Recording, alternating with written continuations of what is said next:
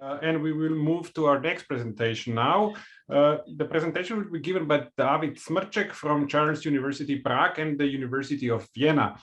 He will be talking about the Bohemian police during national riots and demonstrations around 1900. David, take it away. Thank you very much. Can you hear me?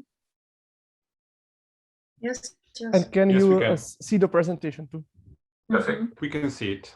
Great. I'm going to present you, as Rok already mentioned, study of a policeman during the national riots and demonstrations around 1900. And I'm going to start with a short story. On the 1st of June 1912, a conversation in one of the pubs in Prague suburbs of Nusle turned to recent provocations of the Burscháken, as the Czech called the Grabenbummel, a traditional walk of the German Students' Associations on Prague prominent street Příkopy, or Graben in German. Not long after, one of the guests broke into the conversation. It was a police officer, František Rosenfelder. He, annoyed by the conversation, claimed, and I quote, and forgive me the rude words, "If the Czech rebel did not provoke, the Burscháken would not pay attention to anyone." When the present Czech started to oppose, Rosenfelder lost his temper, proclaiming, "Why would we not protect Burscháken? They serve us Pilsner beer and you offer us shit. We won't ever bother with you." And the second version is even a bit, I would say, censored by the translation. It was much rougher.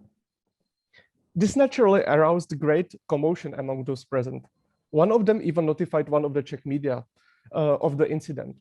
On the 9th of July, an article about the affair was published, where the journal was asking for explanation from the state administration and interpreted Rosenberger's statement as policemen accepting bribes in form of Pilsner beer to protect German students.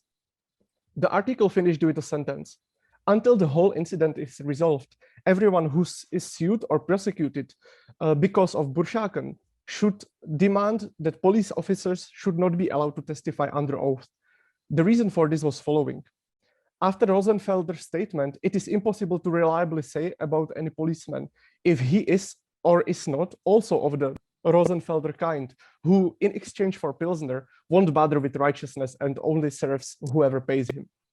Thus, a relatively silly affair took more serious turn. Police did not take the whole incident lightly. Although the accusation about corruption was immediately denied, the police directory admitted that the events in the pub of Nusle were based on truth. Therefore, František Rosenfelder was reprimanded for his reckless words and transferred from Nusle to another neighboring district of Košíře, today both parts of the Prague. It is doubtful Rosenfelder would really be corrupted. Rather, he was wary of the long-lasting conflict, so exhausting for the members of the force. More than that, he was incautious within the emotional debate in the pub, showing he was just a human, not a bureaucratic neutral machine the state wanted him to be. The previous story should be understood within the context of the national demonstrations and riots in Prague around 1900. The main wave of collective violence in the Bohemian capital started after 1897, when the tensions around Badenist language ordinances caused a wave of riots in lands of the Czech Crown, as well as Austrian cities. After that, national collective violence in Prague repeatedly returned. It was mostly caused by before-mentioned Grabenbummel, the walk of the German students on Příkopy. 4 waves of demonstrating and rioting in 1898, 1904, 1908, and 1912 formed so-called Schlachten, or into English loosely translated as trench battles, named obviously after the street Graben. Even though the demonstrations around Schlachten presented only a limited problem, as they were happening in a specific time and on a specific street, they meant a danger of spreading into other parts of the city. This occurred in years 1904 and 1908, when law enforcement had to face outbursts of violent riots all over Prague and the surrounding districts. As the demonstrations and riots presented different problems, I will try to approach them separately. In my presentation, I will shed a light on the problems policemen had to face when dealing with the conflicts on the streets, as well as in the headquarters. I will clarify the possibilities and limits of operation of the police force, as well as the negotiation with the different members of the conflict, be it Czechs, Germans, or the other members of the state administration. Here, I would like to focus especially on the demonstrations and riots happening in Prague, as probably is obvious. But eventually in the paper, I may also analyze police forces from the other cities of Bohemia and show the same phenomena on the cases where Czech were the attacked minority. First, I will start with the Grabenbummel. The situation is very specific, as the demonstrations happened always at the same time at the same location, between 10 and 12 on Příkopy, on the Graben. This offered advantage to the law enforcement, as they could have prepared for the events to come. Thus, up to 500 officers were deployed on the streets during the Graben Schlachten. However, the specialty of the custom was also problematic, because the thousands of people who gathered on Příkopy troublesomely filled the street. Moreover, they often entered or fell into the tram tracks. The police thus had very limited possibilities for maneuvering. The policemen on the street had two main tasks. First, they tried to separate the group of German students from the demonstrators. Second, they tried to prevent the demonstrators from entering the rails of the tram that was going through the street, as you can see on the picture on the right. Fulfilling both of these tasks proved to be much more difficult than it seems, as the Czech demonstrators would put up a resistance towards such measures, constantly trying to break through the police ranks. The German students did not make the situation any easier, showing no gratitude or humility during the bummels on Příkopy whatsoever, constantly trying to break through the police ranks and cross the street, thus even more angering the demonstrators and complicating the action of the law enforcement. Very often, police force decided to empty the street, as their power did not suffice to maintain order on the street. This too met with fierce opposition. Thus, a threat of violence was necessary to move the crowds from the street.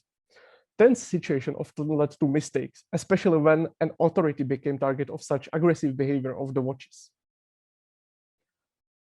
Such event occurred on 6th of March as a state-right radical politician Karel Baxa, future mayor during the first Czechoslovak Republic, often operating on Příkopy, got into conflict with policeman František Pátek, who prohibited him from entering the already closed street. Just to clarify, politicians, academic authorities, journalists, and other authorities were allowed to move freely, also on the closed street. Apparently, Pátek had no idea with whom he was talking. There are two versions of what happened next. Pátek claims that Baxa yelled, and I quote, "You will not order me around," and pushed him to his chest and to his face, threatening the policeman with the words, and I again quote, "I will show you." When Pátek tried to arrest him, his colleague warned him that he's actually dealing with a politician. Baxa tried to excuse his behavior and subsequently was set free. This version differs from what Baxa had to say about the whole incident. According to him, two policemen attacked him, one holding collar of his shirt, when second was pushing him. As the surrounding crowd warned the police officers they were dealing with a politician, one of the policemen let him go, but the second was still holding him, yelling, and I quote, "Hold him, bastard." The insult angered Baxa, who slapped the whole policeman, who was Pátek, which resulted in Baxa's apprehension. Not long after, he was set free by another higher police officer. After that, politician held a speech, being acclaimed by the surrounding crowd. Yet, later he found out he has to face criminal charges, which, as Baxa claimed, were based on lying and misleading report of both policemen. This, among many other criticism of the law enforcement, was presented as an interpellation on the session of Imperial Council. Simultaneously, there was a different battle going on in the police headquarters. Police directors, there were two within the research period, were pressured almost before every Sunday from several interest groups. Regularly came groups of Czech members of the parliament, local administrators, or academics, whose negotiating was not very productive, as they almost always demanded the same thing, a ban of Grabenbummel. The German's representative, on the contrary, tried to negotiate more thorough police protection for German students, something the police force could not offer. The strategic approach towards the issue was also discussed by the members of the administration, mostly governors, but also members of the government, from whom the police received orders from higher instances. Very often, the police directors did not share the same views as other members of the state administration and had to give in to the politics and at the expense of their own convictions or safety in the city. It was evident that all involved were fighting on different battlefields.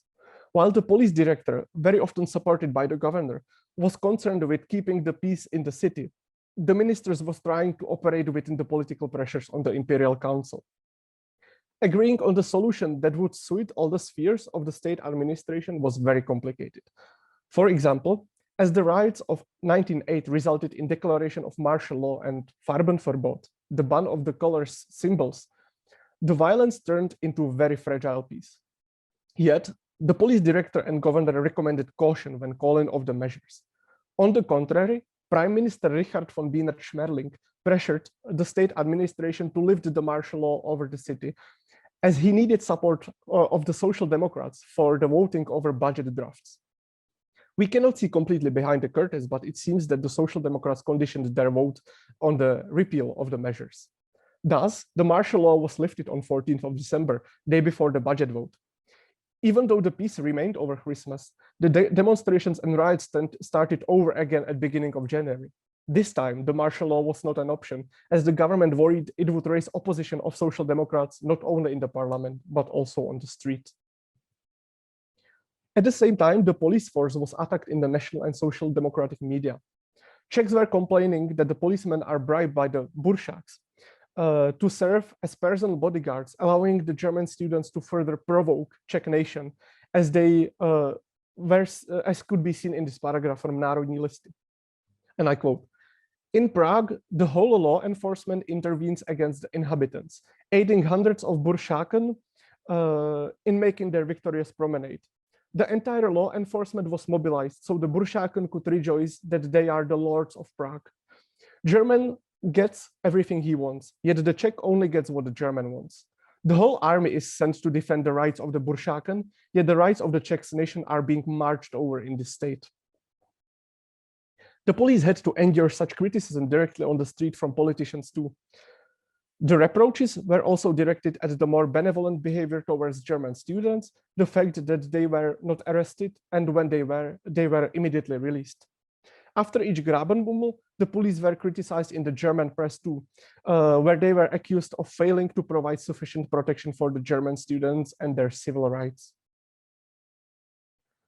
Police force was not entirely helpless. Even though they could do very little during these political decisions of their superiors, they decided to strategize on the street level. Police could not ban Grabenbummel, but they managed to identify what escalated the violence on the street. It was a transgression of unwritten norms of the custom, be it the regular time frame or spatial limitation. This also opened up the possibility for the violence to spread to the rest of the city. At the same time, German students should not have been given an impression that any restriction was made by a mob, that it was a mob who prevented the regular Grabenbummel from happening, because then they reacted by repeating the custom not only on Sundays, but every day. Police decided to act actively rather than passively, clearing out Příkopy when the first hints of physical violence appeared. At the same time, police director and governor were reflecting on the criticism and inviting members of the interest groups to negotiate further conditions, but with very limited success. During the riots, here you can see, during the riots, the operating space for the police force was even more limited, as the numbers of the policemen, even when supported by the army, did not suffice to maintain an order over the city. Rioters used their mobility to carry out hit-and-run attacks all over Prague and surrounding districts. As you can see, there you can see the growth of the December riots. Foot patrol thus very often came late and found the shops and houses of Germans and Jewish citizens destroyed and plundered. Mounted force was up to speed, but often did not dare to intervene against the stronger masses of rioters. If they did, they often got into a dangerous situation and got injured. Especially in 1897, it became clear that the state authorities were not prepared for intervention of this magnitude. Foot policemen realized their unfavorable situation, often giving up on systematic solving of the riots and rather taking a passive stance in front of the most endangered buildings. The mounted police force and part of the military military served as an armed response unit, but with little success in dealing with the riots as such. The law enforcement could not solve the big riots of 1897 and 1908 without imposing martial law or state emergency. At the same time, policemen were constantly criticized by the Czechs for being too brutal and violent, while the Germans stated the opposite. They were not harsh enough. Police Director Derfl had to reflect on such accusations. In one of the reports to the governor, he stated that he is, of course, not able to observe behavior of every single police officer, but he denied any pointless brutality. On the contrary, Derfl criticized Czech media for hypocrisy, as they celebrated similar interventions during social democratic demonstrations. The German press and politicians rather expressed discontent with incompetence of the police force in protecting the German or Jewish population and property. During both riots and demonstrations, the police headquarters encountered another, more objective problem, which was the exhaustion of the officers. On 16th of March 1904, Police Director Křikava asked the governor for a bonus for policemen, complaining that since the beginning of February, extra patrols had to be deployed in Prague. Additionally, every Sunday, all police forces had to be mobilized from 9 a.m. to 1 p.m., exceeding their usual working hours by 4 hours. In more critical weeks, they additionally had to be on duty between 5 to 11 p.m. Very often, the preparation had to be held since 7 in the morning, which means these shifts were sometimes even 16 hours long. This was no easy duty too. Notable is also the complaint of Křikava that the policemen do not even have opportunity to spend some time with their close ones, reporting that 3/5 of the force is married or has family. Additionally, the injuries on the side of the policemen were also appreciable. During the big riots of 1897, no less than 191 policemen were injured over the course of the 4 days, 20 of them severely. All of this created a very stressful work conditions for the exhausted policemen, both mentally and physically challenging duty, supported by constant and often very personal attacks in the press, led to extreme exhaustion among the policemen, giving space to many cases of overaggression, smaller or larger missteps, and moments of lack of judgment. To conclude, as presented, the situation of police during the demonstrations and riots was truly complicated and unenviable. During the demonstrations, law enforcement had to defend German national students from big crowds, but they did not receive any satisfaction from neither of the sides. At the same time, every move of police officers was being examined and evaluated, eventually resulting in an attack on pages of the daily press. And the attacks were very personal. Unlike today, there was no general data protection regulation. So the names of policemen appeared in media, depicting them in better cases as incompetent, in worse cases, doing things that could possibly seriously harm their social position within their communities. Often, accusation got even to the parliament or Bohemian Diet. Followingly, Prime Minister or Minister of the Interior demanded explanation from the governor, who then demanded investigation from police director. Similar was the position of police officers who had to deal with the bigger picture strategies, as their hand was tied up by the political necessities of the governor or the government. Thus, the title of my paper talking about police position between a rock and a hard place is misleading, as they stood between multiple rocks and hard places, impossible to satisfy everyone, especially since Czechs nor German wanted a neutrality. In reality, they demanded a biased behavior. Thank you for your attention.